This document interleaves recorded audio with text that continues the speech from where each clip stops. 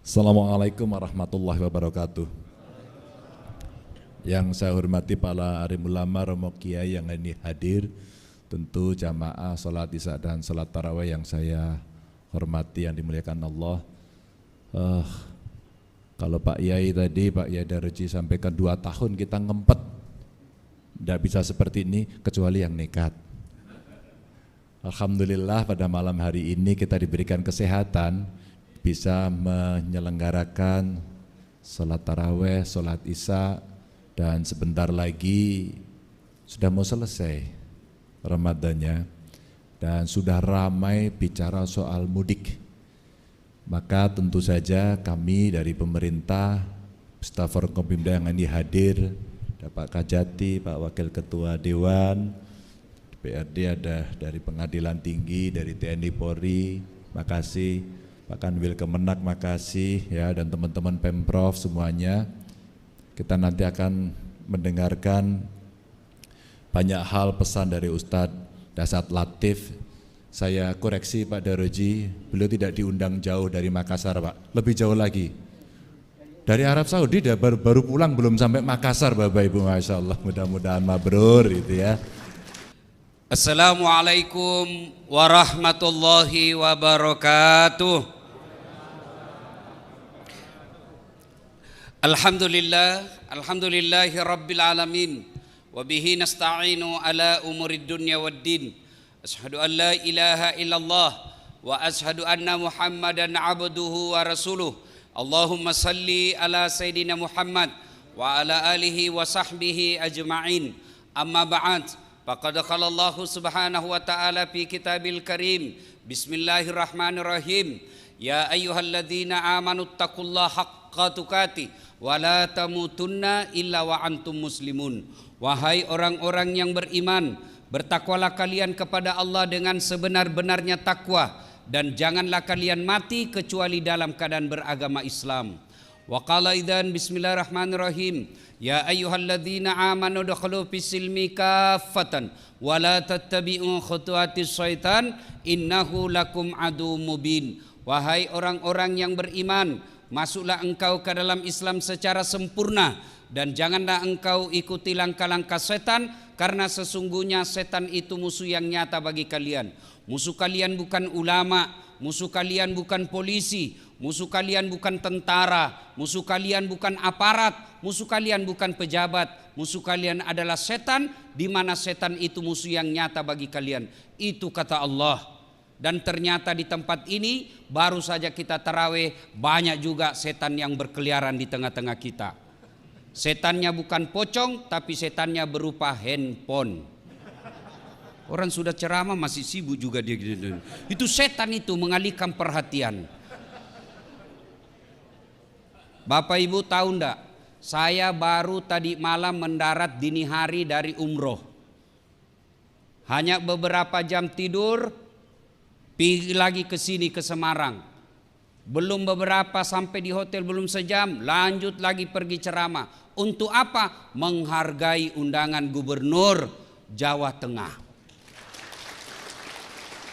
Begitu sangat saya menghormati acara ini, saya bilang sama istri saya, kamu harus tahan dulu untuk dapat pelukan dari suamimu. Kenapa? Menghormati undangan. Jadi tolong juga kasihan, hormati dan hargai perasaanku. Simpanlah dulu itu handphone selama saya ceramah. Boleh Bu? Ibu-ibu yang pegang handphone selama saya ceramah, saya doakan suaminya kawin lagi. Nah, baru dia simpan HP-nya. Wa qala idzan bismillahirrahmanirrahim. Innallaha wa malaikatahu yusalluna 'alan nabi. Ya ayyuhalladzina amanu sallu 'alaihi wa sallimu taslima. Sesungguhnya Allah dan para malaikatnya bersalawat kepada Rasulullah Muhammad sallallahu alaihi wasallam. Maka wahai orang-orang yang beriman, bersalawatlah kalian kepada Rasulullah dengan sebaik-baik salawat. Allah perintah kita puasa, Allah tidak menunaikan ibadah puasa. Allah perintah kita sholat, Allah tidak menunaikan ibadah sholat. Allah perintahkan kita haji, Allah pun tidak melakukan haji. Tapi ketika Allah perintah kita salawat, jelas dengarkan firman Allah. Innallaha wa malaikatahu, Allah dan para malaikatnya bersalawat kepada Rasulullah Muhammad sallallahu alaihi wasallam. Begitu cintanya Allah dan malaikat kepada Rasulullah. Lalu kenapa kita umatnya tidak cinta kepada Nabi? Rasulullah ketika wafat datang ditawarkan oleh malaikat Jibril. Sebelumnya Allah sampaikan, malaikat, kau turun jemput kekasihku Muhammad, cabut nyawanya. Dengan catatan, tanya dulu. Kalau dia mau eksekusi, kalau tidak mau jangan lakukan. Tunggu sampai dia mau. Bayangkan Pak, satu-satunya manusia ditawari, Muhammad, saya diperintah Allah cabut nyawamu. Kalau kau mau, menurutmu bagaimana? Vendor yang Bapak tahu. Ayo, siapa yang tahu artinya Ramadan? Ayo, yang di depan.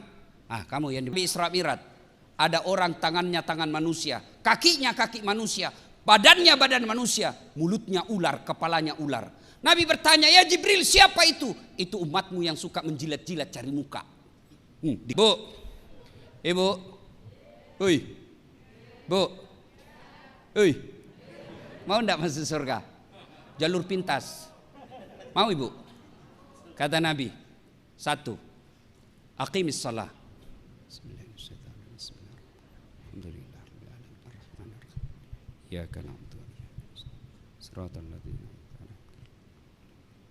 Amin.